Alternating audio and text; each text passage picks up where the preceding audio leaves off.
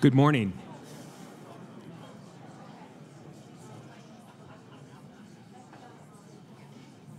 If you could all take your seats, please, we'll go ahead and get started. Good morning. My name is Mark Mabry. I'm the Vice President at the MITRE Corporation and Director of the National Cybersecurity Federally Funded Research and Development Center, one of 7 we have the privilege and honor of running for the federal government. This morning session is a true delight to introduce. If you find yourself breathless this morning, it's not because of the Aspen altitude. This is actually the Mission Impossible session. Couldn't be a better named session, where we're going to learn more from the Director of the National Security Agency and the former Director of the UK Government Communications Headquarters about responding to recent unprecedented cyber attacks. It's a distinct pleasure to welcome the moderator of this session, David Ignatius. I discovered last night when David and I were chatting that we share a heritage of Cambridge, England. He read in the arts, I read in the sciences. I think you were history, is that correct? Or Economics. Economics. Even worse. And even worse. And I was artificial intelligence. So David, as you all know, is a best-selling author and prize-winning columnist for the Washington Post. He has been covering the Middle East and the CIA for more than 25 years. Although his books are fiction, they're loosely based on the relationships that he has developed in events he's covered around the world. So be careful, you might be in his next book. Please give a hearty, warm Aspen Security Forum welcome to David. Thank you.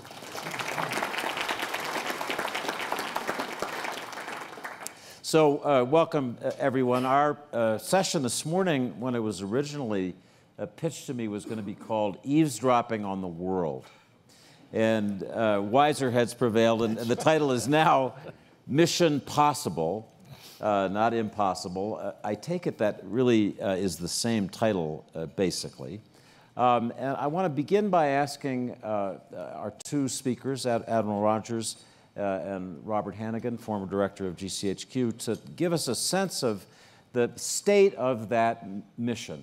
We're 4 years after the Snowden revelations, a period when the world of SIGINT was rocked, when the initials NSA and GCHQ around the world seemed almost toxic. And there was a real question, how do these agencies recover? How do they regain trust? How do they deal with tech companies? How do they do that mission?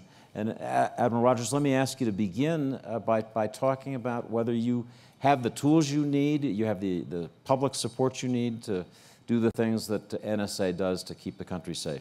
So for the National Security Agency, we are committed to continue to execute the mission, and the mission keeps getting tougher. I have been a professional signals intelligence officer in the United States Navy for 31 years. And in those 31 years, the rate of change that I observed in many of our targets over the last few years, I have never seen target sets constantly change their communications profiles, constantly upgrade their technology, whether it be a nation state, whether it be a group like ISIS or Al-Qaeda. The rate of change in our profession and the challenges for us to stay ahead of that keep growing, both in complexity and speed. The positive side is we have some incredibly motivated men and women who are every bit as agile as the challenges around us. So we have retained the ability to continue to generate insight, even as I acknowledge it is increasingly complex and more difficult, and sometimes, quite frankly, takes a greater increased level of investment to generate the same outcomes. And Admiral Rogers, would you say, in your mind, in your assessment of the NSA situation, that the post-Snowden era really has ended, that we're in a different period now?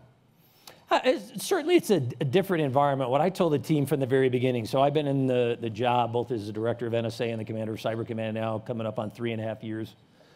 And what I told the team from the first day I got there was, the measure of our effectiveness will be our ability to generate value. If we focus on generating value for the citizens of the nation we defend and doing it within a legal and policy framework that generates confidence in the citizens that we support, guys, we are going to be fine. And we are not going to waste our time hanging our head. We're going to focus on doing the right thing the right way and ensuring the safety and the security of our citizens and our friends and allies like our British teammates. And so I'm the first to admit it's a little different. It's hard to believe we're coming up, 4 years. Hard to believe It's been 4 years, just a little over 4 years. And all I'd add is I think the history of SIGINT is a history of reinvention because it's technology-driven, so the signals keep changing. But I agree with Mike that the pace of change over the last 5, 10 years has been out of proportion to anything we've seen before, and it's going to get faster in the next 50 years for reasons we might discuss later. But I think we are up to the challenge. I think people don't always understand that even in the last 2 conflicts, the nature of the SIGINT challenge, the SIGINT battle space in Afghanistan, where we got our arms around it, did great work, was completely and radically different from the challenge in Raqqa and northern Iraq. And we had to reinvent particularly workforce skills. And as Mike says, I think it's taken a greater effort, and each target is absorbing more people and more technology. And the challenge will be to automate that in the future so that we can meet the scale. I want to just note for the audience the importance and value for all of us that we have 2 members of the famous Five Eyes partnership up here together on stage. Famously, since World War II, the partnership between our signals intelligence collection and Britain's GCHQ has been one of the tightest bonds that there is in this intelligence world. And so I want to note in that context an anomalous moment, and I want to ask Robert Hannigan, who was GCHQ director until April, about a day in March of this year when Sean Spicer, then the White House press secretary, endorsed something that President Trump had noted on Fox News, the assertion by one of their commentators, Andrew Napolitano, which he said supported his assertion that his wires had been tapped at Trump Tower because President Obama had used GCHQ to facilitate this collection. And that produced a very unusual response from one of the world's most tight-lipped agencies. And I want to just ask Mr. Hannigan if he would recall that period, and also I want to ask whether it left any residual scars with your workforce at GCHQ. Yeah, I might go tight-lipped again, actually, David. I wouldn't overplay it. I think we got sucked into a dynamic that is an interesting one that you're familiar with here, and we were sort of collateral in that. I mean, we, like all agencies, everyone in this room, we ignore conspiracy theories every day. But when they get repeated from the podium of the White House, you really have to say something because it has a global reach. But I wouldn't overplay it. I think the interesting thing about it is, in the context of the last couple of days' discussion, say, on Russia, it looks more and more like a micro example of active measures to us, because we started to see in sort of January, February, this story with exactly the same wording in weird blogs coming out of places like Macedonia. And then it moved in the way that Clint was describing the other day across to what I think you would call the alt-right sites here in the US. Then it went to Fox and Friends, somebody who was a conspiracy theorist, to be honest, and then it got repeated. So it moved into the mainstream. So quite a nice example of something which we've never bothered to investigate, frankly, as an active measure, because it's not important enough, but it looks a bit like that kind of information campaign. But on the impact on the relationship, not at all. I mean, nobody in the UK took this seriously, so no journalist rated this story. So there wasn't a home story to tell. But it was important to preserve the relationship that we were very clear. So I want to just press that a little bit, because that's a fascinating insight into a subject we have been discussing now for 3 days. And if I understood what you said, the allegation, the sort of conspiracy allegation that surfaced on Fox and Friends had begun with blogs, posts in Eastern Europe that, if I heard you right, likely originated with Russian or Allied help, and then made their way into the larger dialogue. And I want to ask Admiral Rogers if he tracked that same thing in the same period in doing NSA's work. But I should just clarify that right? we didn't investigate this as an active measure, and this is my supposition, and it was interesting just it sparked something that we were discussing in the Russia session. It feels like that, because some of these websites were in suspicious places and didn't seem to exist before. So it feels like that. We haven't bothered to put any effort into investigating it because we're too busy, frankly, doing real work. And yeah, a crazy story about me doesn't really matter. I don't care, and nobody in the UK division cares. between real work and other work is But, getting a little blurry. it's not worth our investigatory effort. But it just felt a bit like what we were discussing the other day. Admiral Rogers, did you chase this at all? So, much like Robert, because we know the nature of our relationship, we know exactly what we do. It's interesting.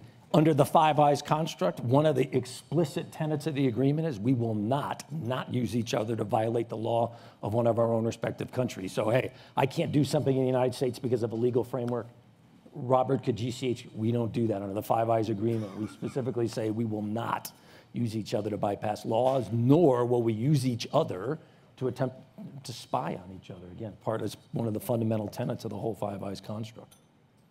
So again, just on this question, one of the things you're doing is monitoring electronic. I found no posts. basis, in fact, on any of this. Understand that, and that was made clear. But I'm asking a slightly different question. Did you find any evidence of Russian or Allied effort to begin to churn this in the information space before it surfaced? As Robert said, this was not one in this particular instance where we opted to pursue this, but it is reflective in some ways to me of this broader trend of how information moves very quickly from sources that traditionally we would have thought very fringe, not particularly well sourced, not well respected, that very quickly is able to move rapidly across the globe into multiple different formats, multiple different nations.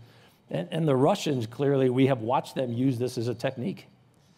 And not to be a nuisance here, but you did see evidence that there was something on the fringe, which you didn't investigate in detail. But if I'm understanding, yes, something surfaced out there on the fringe before it ended up on Fox and Friends in the morning. To be honest, I don't remember the specifics of this one particular case, other than I remember my immediate reaction, like Robert was. No basis, in fact. So I've no evidence that this was a Russian operation. It could have just been some crazy conspiracy theorists. And as Mike says, the interesting thing is the way this sort of fake news spreads into the mainstream. I think that's the lesson from this. But yeah, there are plenty of other examples we've discussed this week. Who knows whether it was a state operation, and in a way it doesn't matter. So let's turn to a question that many in our audience care deeply about, and that's the relationship between these two signals intelligence agencies and the tech companies here in America and around the world. Mr. Hannigan, you said just after you became head of GCHQ back in 2014, you wrote an article for the Financial Times, and I'll quote just a brief passage. You described U.S. tech companies as, quote, the command and control networks of choice for terrorists around the world. That put this issue of the company's responsibilities in assisting intelligence very squarely before people right at the start of your tenure. 2 years later, you gave a speech at MIT in March of 2016, and you then talked about your hopes for a new relationship between the tech companies, the tech sector, academic institutions, and the government agencies. So I want to ask you, you've been thinking about this from the first moment you came to GCHQ. How's that process going? First, in terms of your conversations with tech companies in the U.S., but more broadly with these dominant companies here in America? Well, I think the context 4 years ago was very different. It was immediately after Snowden, who had poisoned the relationship between governments and the tech sector. It was very difficult to have a conversation with them, never mind to work with them from the UK perspective. And we were facing a new ISIL threat, and an organization that got the internet and got the power of the internet both to do their attack planning, but also propaganda and radicalization and recruitment in a whole new way, in a way that Al-Qaeda never had, and we've discussed that yesterday. So these two things had come together, and at that moment, I did have a go at the companies because they were not helping on the operational side at that stage, and they were still in a state of denial about responsibility for the content they carried, which again, we talked about a bit yesterday, and I think will later this morning. That has changed radically, to be fair. They are being much more helpful, and there's a much more sensible conversation.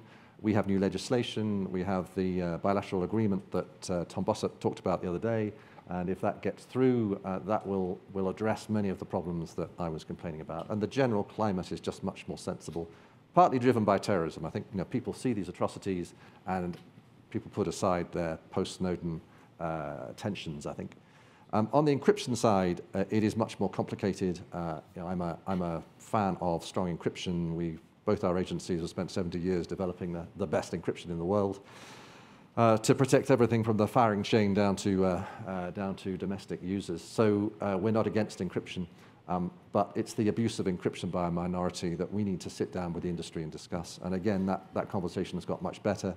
And on extremist content, I think the industry have got together. They've set up this forum. They do accept there's a role for industry here. As Mark Zuckerberg has said some very interesting and encouraging things, I think, and I'm hopeful that they'll get there with civil society, with governments, with academia. I would much rather that approach than legislation in lots of different jurisdictions, which will just be a bonanza for lawyers, really, arguing over what is extremist and what isn't. If we can get a cooperative approach, that would be much more effective and much easier, and I think there's a good chance of that. If I could, I'd echo Robert's thought about if you look at how the dynamic has changed over the last 4 years. In the last 4 years, Boston Marathon bombing, San Bernardino, Paris, Copenhagen, London, multiple events where the threat continues to evolve, and much of social media and other forms of communications have been key components of these events. And that has enabled, I think, somewhat sadly in the sense that you never like the fact that it takes a trauma and the loss of life to drive people to, hey, look, we have got to look at this problem set differently. We've got actors out there who want to do harm to our citizens where they go work, where they go to concerts, where they eat at restaurants, movie theaters. ISIS wants to break our will. They believe that the West is inherently weak, that we can't stand the pressure, that if they can contest our ability to lead normal lives, not just on the battlefields of Syria and Iraq, but in countries in Europe and in the United States, they will break our will. That is their vision. And so you've seen a shift in many ways than what they focused on in the last 4 years. And one of the unintended byproducts, which is a positive in some ways, it has helped to enable a very different dialogue. Doesn't mean, don't get me wrong, doesn't mean everybody agrees and we all have a common vision, but we're able to have discussions now that, quite frankly, 4 years ago in the immediate aftermath of the media leaks, it just were never going to happen. But let me ask each of you to be a little more specific about the state of cooperation and discussion between your agencies and the tech sector. It was 18 months ago, less than that Tim Cook was saying on behalf of Apple, we understand that there's a terrible threat. It just happened in San Bernardino, but we do not believe it's appropriate, nor could we technically open up a phone that the FBI believes has information that's useful. If I understand both of you, you're saying, well, we're beyond that point where there seemed a real disagreement. And if that's true, I'd like to know how we're beyond that point. That's not exactly what I thought I said. Okay, so tell me what I thought I said was, look, number one, we're having a dialogue. Doesn't mean we always agree, but we're having a dialogue with each other. For me personally, with the exception of Iraq, Afghanistan, and some of the Five Eyes partners, the number one place I spend more time outside of Washington, D.C. anywhere in the world is Silicon Valley. I go out there because I'm interested in personally talking to leadership within the tech sector about, given the many challenges we have, encryption is just one of those challenges. Given the many challenges we have, both in terms of our desire to generate more knowledge and insight from a foreign intelligence perspective, but also our desire to increase the level of cybersecurity for our nation and the security of the devices and the information that we all use.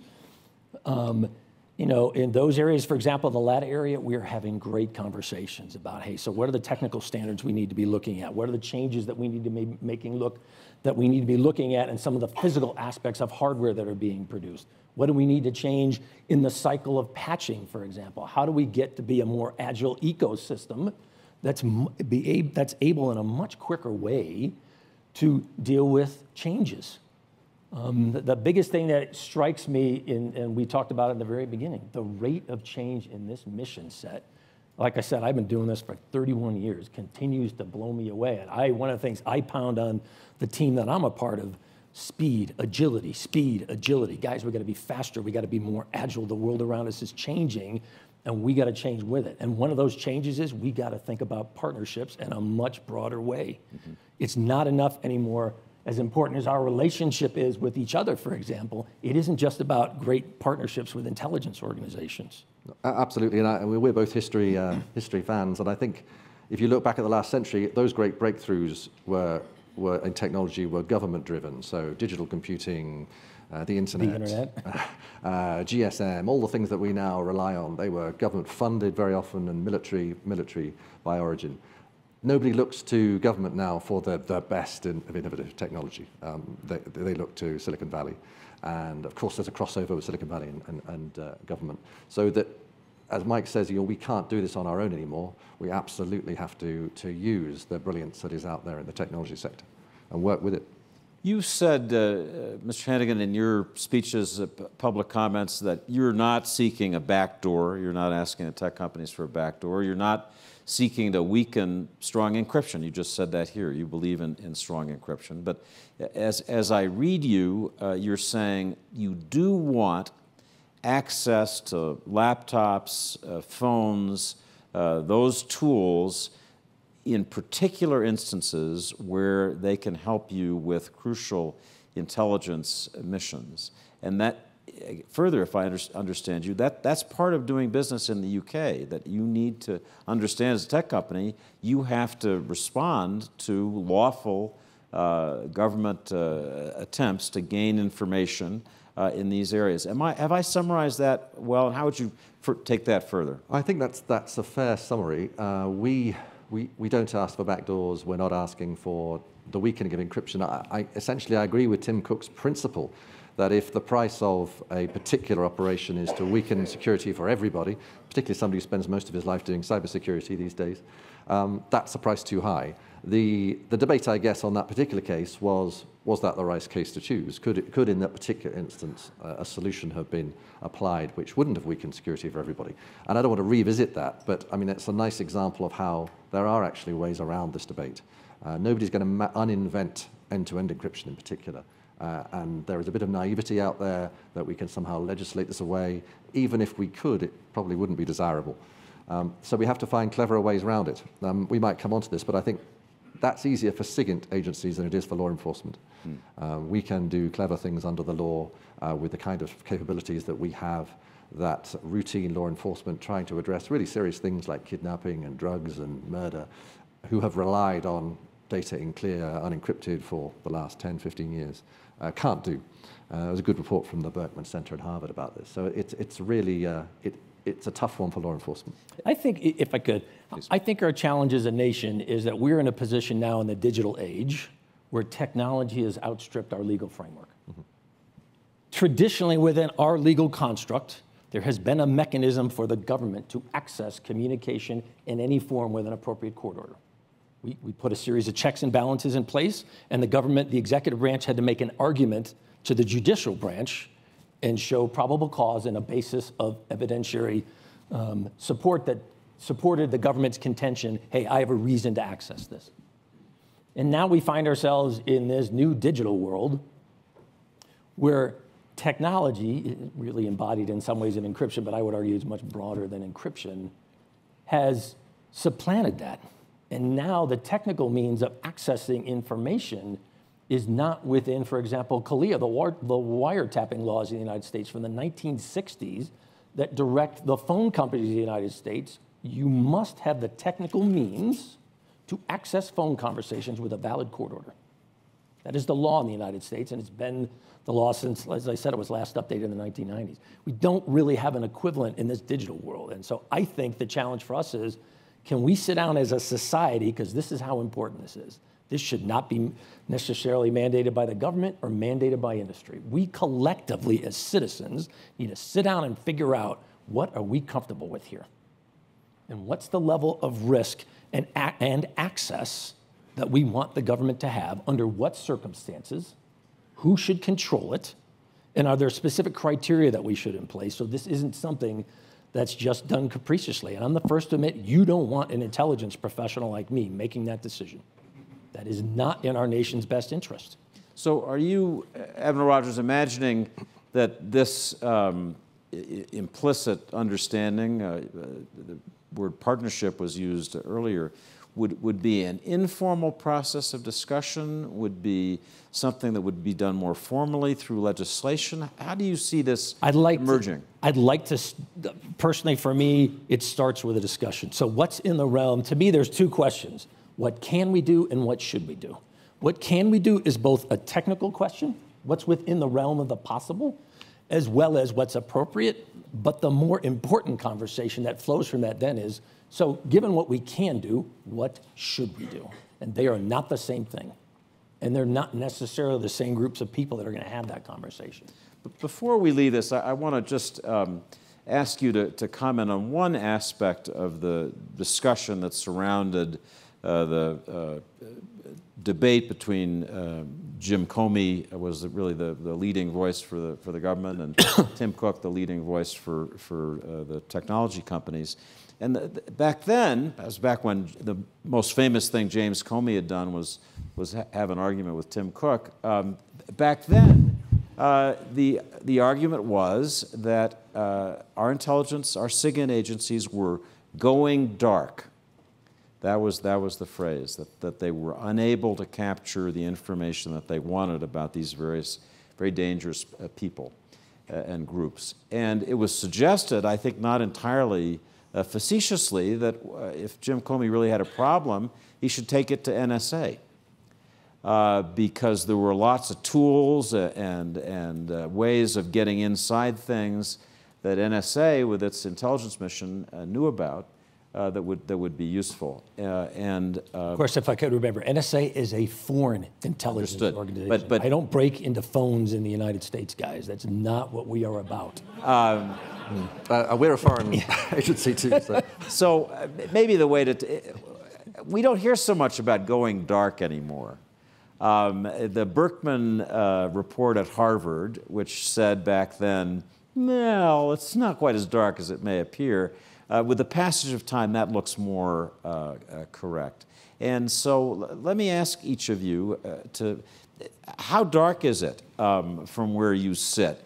It looks from the outside as if there's a little more light than we thought a year, 18 months ago. But tell us. So, Robert, I have an opinion. From my perspective, first, remember, we're a foreign intelligence organization operating outside the United States. So the things that I can do legally and technically outside the United States, very different. I have options, capabilities that our law enforcement teammates don't be. If you're a sheriff in a county in Louisiana, you don't have access to the same range of capabilities. You don't have the same legal authority. You're not working the same targets. So it's not a one-size-fits-all. I remind people what are the challenges for law enforcement, whether it be at the local level or at the national level for our FBI teammates, is a little different than the challenges for us. We have both capabilities and we can work targets differently outside the United States than they can within the U.S. And I know Robert's got it. Exactly the same for us, partly because we're foreign-facing and partly because we've got capabilities, indeed, with our allies that law enforcement don't have. I think for law enforcement, they would say it's gone very dark, completely dark in some places. Very simply, if you, law enforcement in the UK, 10 years ago, if you served a warrant against somebody's broadband line at home, you would get the full take of everything they were sending through all the major servers, Gmail and Hotmail, because it was in clear between them and the data center. Now it's not, so they're getting nothing. So for a law enforcement who came to rely on this, it's a huge problem, and I don't know there's no easy solution. It may be they will never get back to that position. But what we can do, particularly as it's foreign-facing, for political and legal and civil liberties reasons, is very difficult to apply internally and probably isn't scalable. So if I understand both of you, you're not so dark when you're looking at Raqqa, but if you're looking at Orlando or Manchester or domestic challenges, we don't look at Orlando. It's more you don't look at Orlando. We don't look at Orlando. But we don't do to Manchester what we do to Raqqa. So when MI5, when the FBI are looking at these domestic challenges, it's tougher for them. And so before closing out this subject, do either of you have any suggestions about how the domestic piece of this, which is not your responsibility, I think we all understand that, but any suggestions about how that domestic problem? I mean, for us, we share technology with each other. We partner with each other. One thing about this, when we talk about, so for us, we don't use the phrase going dark, but I will say this.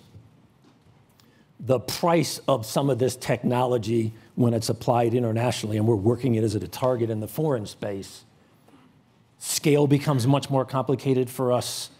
It takes us a lot more effort, a lot more resources. It takes us longer sometimes because, quite frankly, we'll work other aspects rather than, and I don't want to get into details, but we'll work other aspects than, for example, focusing on the encryption aspect of a target. We'll look at it more broadly. We'll look at other aspects. The downside of this challenge on our side is, while we're not going dark, our ability to scale this globally, it's much tougher now. It takes longer to get access to the targets broadly, increased level of resources and investment to do it. That's the biggest change for us. So it's not that we're going dark. For us, the challenge is it gets harder, it takes longer, and it's a much more resource intensive. And a higher skill set, I think, which we don't always have. It changes your workforce composition as well. We have to get different skills in the workforce. Just on the domestic challenge for us, which again is not our responsibility, if you look at the recent attacks, the good news is that none of these people were completely unknown to the intelligence services or the police. The bad news is that they weren't unknown and somehow they had not been caught. But there are things I think we can do to look at that 20 to 30,000 people in the UK who have at some stage touched the periphery of a counterterrorism investigation and use technology, and particularly data, better uses of data, to try to help do what we in the foreign space would call target discovery, and also to do prioritization better, because we cannot, there's no way that a domestic service can put surveillance on 30,000 people, even if they wanted to, and that would not be desirable for all sorts of reasons. So, we can't do, and wouldn't want to do, blanket surveillance. Can we do clever things domestically that use the best technology? Well, probably, and we need to explore that. And before we leave this broad question of terrorist targets and how to deal with them, I want to ask you about a question that's come up in almost every session that we've had here over the last several days, and that's Section 702 and its renewal. And I want to ask you, Admiral Rogers, we've had a lot of expressions by colleagues, other observers of the likelihood that it will be reenacted. But suppose it wasn't, or it was reenacted with significant additional privacy measures that slowed or significantly altered how 702 works. Just briefly tell us what difference that would make for so you for and us, NSA. if we lost the authority that is inherent in Section 702 of the FISA Amendment Act, last updated in 2012, the authority expires 31 December 2017. If we lost that, I have been very direct both with our congressional oversight, I have been very public about this, I've talked to the administration about it. If we lose this authority, we will have significant impact on our ability to generate the insights you have come to expect for us. I cannot replicate this via any other means. And if you take this authority away from us, you will see a significant reduction in our ability to generate insights that you have come to depend on. Now, if that is a conscious choice, and as a nation we decide that's in our best interest, that's one thing. But we need to go into this with our eyes open about just what does 702 generate in terms of value. And at the same time, I think it's very important that we have a discussion about, so how should we feel comfortable that 702 is applied in a legal way that appropriately protects the rights and the privacy of our citizens? That's also a very important discussion. And so there's a whole host of things that are built into the 702 structure. Number one, it is collection overseas. Collection overseas. Number two, collection overseas against non-U.S. persons. We cannot use this as a vehicle to collect on a U.S. person overseas. Number three, it is for a series of specific purposes as delineated in the statute. It's not a blank check that says we can use 702 to collect anything we want against anybody overseas who's not a U.S. person. The legislation specifically says you can use this authority for a series of very specific purposes, specific kinds of targets. So we bound the problem in terms of what this allows us to do. We also bound the problem in the sense that when we then go to the court and we get permission to compel a private provider to provide us information, we have to show the court and the Department of Justice that the information that we are showing that we want, it might be an email address, it might be a cell phone number. We have to show that that data ties to one of those categories in the legislation. It's specifically associated with counterterrorism. It's specifically associated with proliferation, for example. It's not, we'll give you any selector and just give us everything that we want based on this email. We have to show that it's tied to the legislation. The next set of protections that are put in place really for us then are, once we get the data, we then also make sure that as we are reporting on it, publishing information that helps feed policymakers and operational commanders, gives them insights on what's going on, we put additional levels of protection like we don't mention U.S. persons by name. We say U.S. person 1, U.S. person 2, U.S. person 3. We tried to shield the anonymity of that particular person in a handful of reports, because what they're talking about normally is somebody in the government. U.S. persons for us is also defined very broadly. A United States company is a U.S. person for our legal purposes.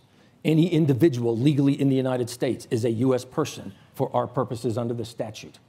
There's a whole series of protections and definitions. So for example, when we get information via 702 about foreign entities' attempts to penetrate U.S. infrastructure, we'll shield the company name when we first report it. We'll mask it.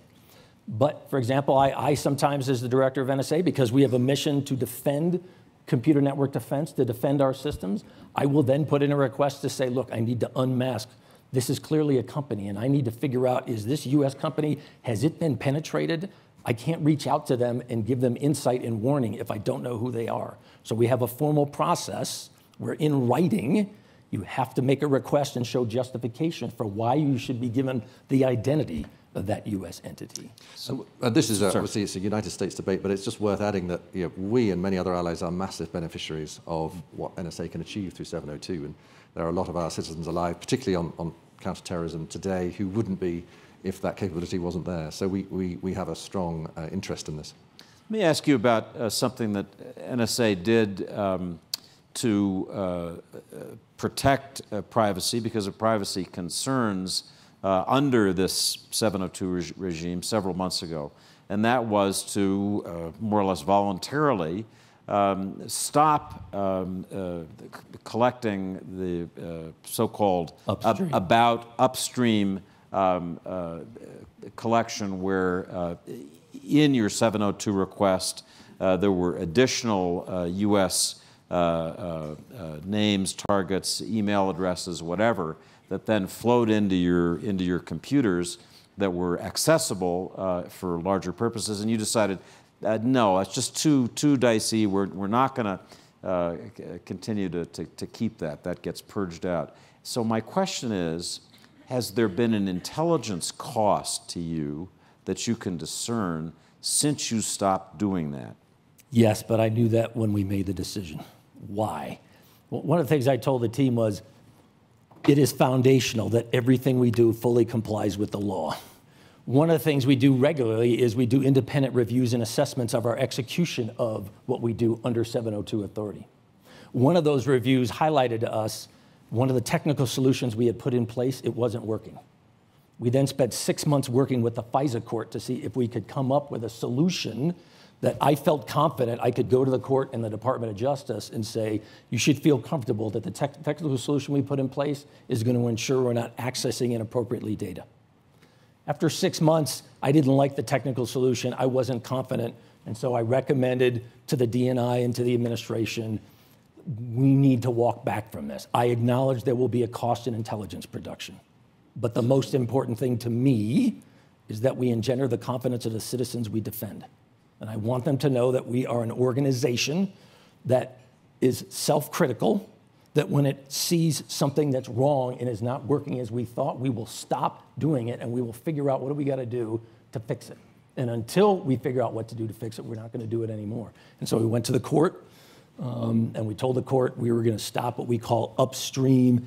It'll bore you with the technical details. There's two broad categories, downstream and upstream. And so I said, we're going to stop doing part of this. We continue to do some aspect of it, particularly associated with computer network defense. Upstream generates amazing insights for us in computer network defense. But upstream, in terms of the terrorism issue and a couple other things, I said, this is just the right thing to do. Meanwhile, I've told the team, let's keep working on a technical solution. And I told the court, if I can get the right technical solution, I intend to come back to the court and make a case. You should authorize us to re-implement this, because it's legal under the statute. The statute says we can do it. And Mr. Hannigan, I should just ask, you have obviously an entirely different regime legally, but is GCHQ still in a position to do, quote, upstream collection? We can do upstream collection under our own regime, but as Mike said earlier, the fundamental core of the Five Eyes, and this was tested extensively in the courts and through endless committees after Snowden, where people were trying to imply that we got around each other's frameworks. We have to respect not only our own laws, but the laws of our allies, and it is legally as well as politically impossible to get around those. So there's no way GCHQ could be sending back the information that Admiral Rogers now can't collect. Okay. So let me turn to Russia, and I really have to ask the ritual question. Who thought that was going to come up? Who thought that was going to come up? Well, I know it's a big surprise, but we've had here an Aspen Security Forum obligatory question. I think every guest gets asked it, and so I'm going to ask Admiral Rogers.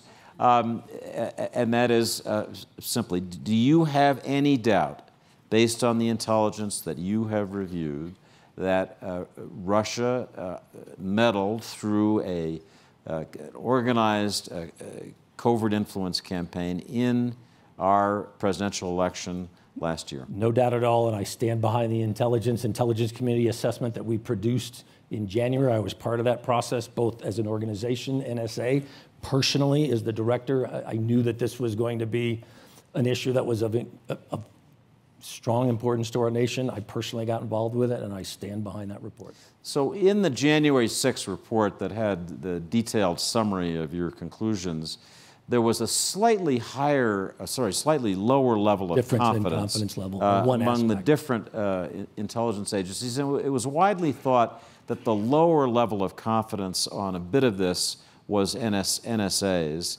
And I just wonder whether your level of confidence in that part of the package has increased since then because of additional collection. So I stand behind the judgment. I thought it also shows you the power of the intelligence structure we have. 3 different agencies, NSA, CI, FBI, as well as the 4th, the Office of the Director of National Intelligence. We each worked on that report collaboratively. As we were going through it, because I said, look, I'm going to stand behind this. I know I'm the one that's going to be testifying. This is one that I'm going to be held accountable for. So guys, I sat down and talked to the analytic team, but I said, in the end, I'm going to make this call, and then I'm going to stand behind the call. And one aspect of it, I said I was in a slightly lower confidence level than my FBI and CI teammates. I thought the power of the whole thing, we were very public about that. Read the unclassified version of the report, and you will see in there, we specifically state that. To me, that goes to the power and the integrity of the IC. When we have a difference of opinion, we will put that in writing, and then we will stand by that.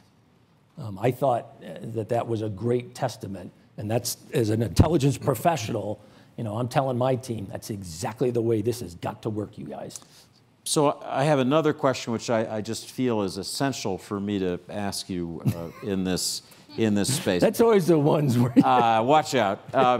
So this is a week in which we had another clear set of evidence in President Trump's interview with the New York Times of how much he values personal loyalty. We think of our intelligence agencies as being about independence from politics, not about political loyalty. So I want to ask you, as NSA director, and this echoes, in a sense, a question that you were asked before the Senate Intelligence Committee in your testimony on June 7, and at that time kind of declined to answer. But I want to ask again. You were asked then, had there been any pressure from the president on you to say that there'd been no collusion? You said, I just don't. So maybe pitching it forward and saying, if there was a request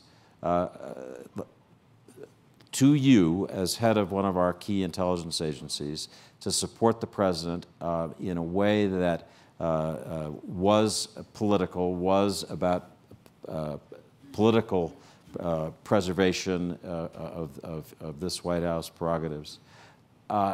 Give us your sense of how you would respond to that, and if you can assure us that you would maintain that tradition of independence, I think we'd love to hear that. So if I could, let's be very specific. I declined to talk in an unclassified forum about a classified conversation I had with the President of the United States. I also said at that same unclassified forum, in the 3+ years that I have been the director of the National Security Agency, the largest intelligence organization in the US government, I have never been directed to do anything that I felt was illegal, immoral, unethical, or inappropriate. Nor have I felt pressured to do so. Nor would I do so. I will tell you exactly what I tell the workforce. Guys, we are intelligence professionals. We raise our right hand and we take an oath to defend the citizens of this nation and the values that are embodied in the Constitution. That's what we are about. We're not about particular viewpoints. We're not about particular parties. We just can't work that way. What we owe the leadership of this nation, and by extensions, the citizens that we defend, is honesty and integrity. And as a leader, I have no complaints when the president has been in my discussions with him. I am very direct. I will say things to him that I know he disagrees with. He will tell me he disagrees with them. He has never shut me down. He gives me good direct feedback. Mike, sometimes, Mike, I don't agree with that. Mike, I'm in a different place than you are. That's exactly the way this is supposed to work. That's exactly the way this is supposed to work. So I'm just going to take this one step further, but I think it's so much on our minds. So if and I'm just going off this morning's tweets. Which I haven't seen, so I couldn't tell you a thing about it. If the president were to say to you, this Russia investigation is a distraction. It's preventing me from conducting my presidency. There's no foundation to it. And I am going to fire the special counsel, direct those to whom he reports to fire him. And I think it's time that our intelligence agencies, our FBI, cease cooperating in this investigation, which I have judged is inappropriate, unnecessary, and I'm firing. How would you, as head of NSA, respond? I'm not going to get into hypotheticals. I will not violate the oath I have taken in my 36 years as commissioned officer. I won't do that. And I constantly tell the workforce, your integrity isn't worth the price of me or anybody else. You stand up and you remember that oath that we take. There's a reason why every promotion, for example, ceremony that we do at NSA, every promotion I've ever received as a military officer, we repeat the oath of office. We remind ourselves, why are we here? What are we about? What is it that we are defending? Why do we do this work that we do? We have always got to remember that, and I won't sacrifice that for anybody or anything. So, thank you. I want to ask Mr. Hannigan about GCHQ and collection on Russian meddling. And I want to quote something that appeared in the New York Times, one of America's leading newspapers. The Times wrote, quote, GCHQ was the first agency to warn the U.S. government that Russia was hacking Democratic Party emails during the presidential campaign. So my first question is, how did you know that? Well, we have never commented on the either confirmed or denied that report, although I've seen it before. Not least because, unlike Vladimir Putin, we don't want to get involved in US politics. So, but we don't comment on these things anyway. All I would say is it would be entirely normal for our two organizations every day, many times a day, to be passing each other tips of intrusions we've seen into each other's networks. And we would hand it over and say, off you go, and maybe of interest to you. That's the heart of the Five Eyes. That's what we do. That's what our staff do many times a day. So the principle is not a controversial one at all. And it works the opposite way as well. I mean, we are so, if you come out to Fort Meade, and not just Fort Meade, but if you go to our sites, you will see GCHQ teammates working side by side with us. If you go to GCHQ facilities in the United Kingdom, you will find NSA employees working there. We are partners in every sense of the word. I'm going to turn it over to the audience after one more question. There's just one I want to make sure that we raise because it's on the horizon and it's really important. And that's the question of splitting Cyber Command and the NSA. And I want to ask this in a contrarian way because there's a lot of, boy, that's a great idea, and gee, let's do it, and why didn't we do it yesterday? So I want to ask you, are you sure that's a good idea? And underlying that skepticism is I watched our limited pool of counterterrorism analysts and professionals who used to work at the CIA's Counterterrorism Center then have to staff a second National Counterterrorism Center that was stood up. And from my vantage as a journalist, there weren't enough great analysts to go around in the beginning. And I wonder whether, as you stand up this separate command with limited resources of the smartest and best at the NSA, whether you're going to have enough people. So that's the first thing. And then the second thing, Admiral Rogers, is in the moments where the new Title X authority, this independent cyber command, comes up against the prerogatives, aims of the Title 50 collection authority, the NSA, how's that going to get deconflicted? Who's going to decide whose equities predominate and whether you take down the cyber site or keep watching it to collect? So let me do the second part first. The way we do it right now between NSA and Cyber Command, we have one individual who's accountable. His name happens to be Mike Rogers right now. And if I make a good choice, great. And if I make a bad choice, my bosses will tell you, Mike, you made a bad choice here. In the almost 3.5 years I've been doing this, I have been very comfortable in our ability to make tough trades. And I have not given either organization a blank check that says, we're always going to do it the way you want to do it. I refuse to do that. We need to do it on a case-by-case basis. And then we have a broader process within the interagency when we look to deconflict beyond just NSA and Cyber Command. And then to go to your first question, really, I believe that ultimately it's the right thing to do, but we got some work to do first. So my comment has been, we're digging into, so how do we do it? How long, what's a good time period? How long is it going to take? I was very concerned about, guys, let's not do something just for the sake of doing something and just picking an arbitrary date. In the end, it's about assuring both organizations' ability to generate mission outcomes, because that's what our nation and our allies are counting on. So don't do something that ends up, hurting either organization's ability to execute its mission, because that's a bad place for us to be. So again, I think it's the right thing to do, but we got some work to do first.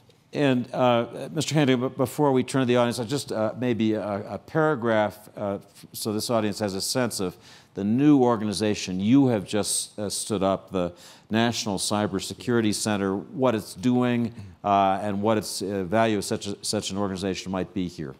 So just to finish on the offensive cyber, I mean, our model is different. GCHQ has both sets of authorities in one organization, and we run the offensive cyber with the military from within the NSA equivalent. So but that brings its own problems, so there is no perfect model. On cybersecurity, well, shorthand, we faced the same problems as many governments on a smaller scale, the United States. Too many bits of government trying to lead on cyber, and not enough skills, incoherence of advice, complaints about confusion of who is leading on response to incidents. So seeing the rising tide of these incidents, we wanted to get ahead of that, reorganize ourselves, and the common denominator, I suppose, was when we had those meetings, the Prime Minister would out of the 12 people sitting around the table would always point at GCHQ and say, so what's happened and what are we going to do about it? And I think that led inevitably to a conclusion that we would not only rationalize the leadership of operational cyber defense in the UK in one place, but a more difficult decision, we would put it under GCHQ. And we called it the National Cybersecurity Centre. It's an operational arm of GCHQ.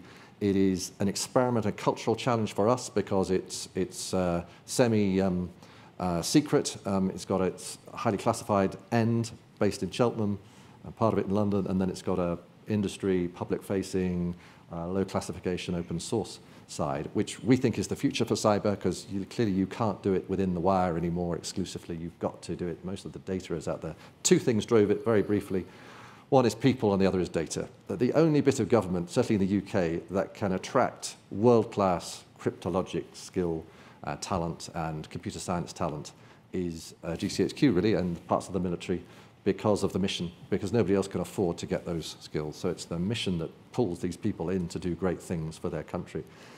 And we decided that, we've got the skills there, let's use them. And on the data, everybody is now accepting that government has a fantastic slice of data and can do things in cyber that the industry can't, particularly reaching upstream to highly sophisticated foreign state actors. But most of the data, of course, is out there. It's open source. It's out in the private sector.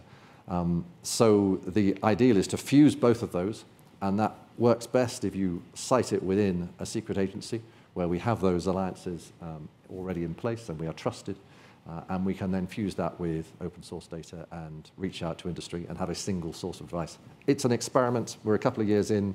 So far, so good. But it's just beginning to be tested with some major incidents. Like if I could, I think it highlights the differences in the history in our cultures. In the United Kingdom, a much higher comfort level with the idea of security services, intelligence organizations, extensions of the government playing a very direct role in a core mission like computer network defense in the private sector. Our history, our construct as a nation, not quite in the same place in terms of comfort historically with the idea that you would have an intelligence organization or a security organization do that. So let me turn to the audience. Please identify yourselves. Keep the questions brief, if you would, so we can get a number in. Yes, sir. Yeah, Guy Swan from the Association of the U.S. Army and a member of the Aspen Institute Homeland Security Group. On your last point, Admiral, one player we didn't talk about this morning is the Department of Homeland Security. And as Secretary Kelly spoke earlier in the week, cybersecurity as an organizational function is starting to coalesce in the department. A lot of legislation being anticipated, organizational structures. How do you see that working with your mission? So DHS is the overall lead in the United States government for the application of the government's cyber capabilities to support the private sector. Both as Cyber Command and as NSA, boy, we spent a lot of time with DHS. In fact, we just were going through a couple of things where we were looking at applying DoD capability in response to some ongoing activity of concern where DHS had approached DoD and said, hey, we'd like to get access to some of your cyber capability. As on the NSA side, we constantly are providing defensive insights, knowledge in terms of what actors are doing, the specifics of malware, for example. We'll share that all directly with DHS. I have DHS people at Fort Meade. We have NSA people down with DHS and the NKIC. So I see, you've recognized a number of people. The woman in blue, forgive me, I just can't see people from distance, and then the gentleman here with his hand up. Let's take those two questions, then we'll come back and get two more, and as long as we can. You were mentioning limited resources among all of the departments. And I apologize if this is an unsophisticated question, not being in the sector, but with the many confused messages and communication tools of tweets and that sort of stuff, I'm wondering if a lot more resources in limited resource pools are being used to, among NSA, CIA, et cetera, to check, double check, and really dive into confirming, denying. I've been sitting here for 3 days and we've had the same questions asked, over and over and over about Russia, about communication, about different meetings. And I'm wondering how how much of your resources, and is that a distraction for a lot of what could, would, might be where you're paying attention? Well, I mean, for us, those are core missions for us. So it's not a distraction. It's part of our mission set to generate insights as to what is going on out there. We also support, from a counterintelligence standpoint, FBI and CIA and their that's not a primary mission for NSA, but NSA, because of the power of SIGINT, we're the largest producer within the intelligence community. We generate more than anybody else. We generate insights that we know feed those broader processes. So I apologize if I'm not responding well to the question, because to be honest, I don't exactly understand, but I wouldn't categorize what I thought I heard as a distraction anyway. For me, it's part of our core mission. Maybe, are you stepping up your efforts in this area in response to the level? Am I increasing a greater level of investment in terms of gaining insights and information assurance and computer network defense, in knowledge of what foreign actors are doing? Oh, yes. Specifically Russia? Yes. Okay. Sir. Thank you very much. Elmar Tivison with German Television. Thank you very much for sharing your thoughts with us. Wie geht es Ihnen? Sehr gut, Dankeschön. Yeah. I hope to see you really soon is in the Germany. post-Snowden era. That's the post-Snowden era, right.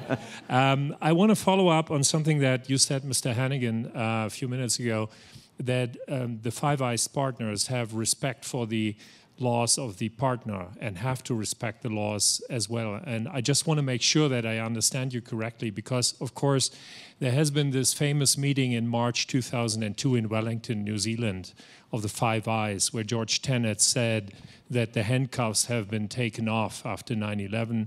And he made a suggestion that there should be an agreement if a country cannot do something because the laws of itself prohibit it from doing so. For example, the Americans from spying on US citizens. Why not have one other partner of the Five Eyes do that for them? And then the finished intelligence will be turned over to the country. That is well sourced that this happened back then. I don't know if it happened, but I don't know if they followed up on that suggestion. But I was wondering, can you categorically say that this did not happen after 9/11, that it is not happening, and that it will not happen in the future? Well, I wasn't there in 2002, and I can only speak to my time and indeed my predecessors, as I was around then as well. I can categorically say that it would be unlawful for us to do that. So we'd be breaking our own law. So it is not possible for us to use another country knowingly to circumvent our own laws. I did see a former NSA director waving his hands dramatically saying, no, couldn't be done. Can I get two more questions? Mike might have been there. Chris Ashen and from Kim Dozier. And let's get pass the mic from Chris to Kim, and then we'll come back to our panel for final answers. Chris? Thank you. Chris Ashen with CBS. Question about the targets, the capability of the targets, and terrorist organizations, specifically like ISIS.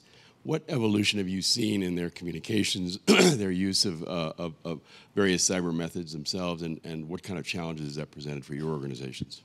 So I would argue they have the greatest rate of change of any target I've ever worked in 31 years. You see them constantly changing their applications.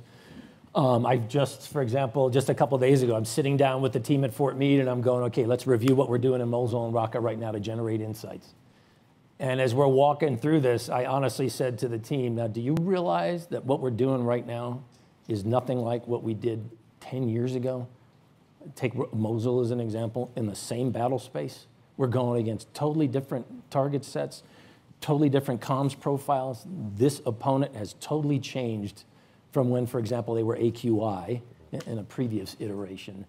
I think that's the nature of the world we're in now, and we're going to be going into in the future. And I expect it to jump from the non-state actor into the nation state, because I'm watching nation states now use some of those exact same commercial capabilities that are available. And they're great at learning. They have learned how to move fast to avoid us. Because remember, the price of failure for them is they will be killed or captured. That's a great impetus to stay on top of your game. Kim Dozier, last question. Two questions for Admiral Rogers.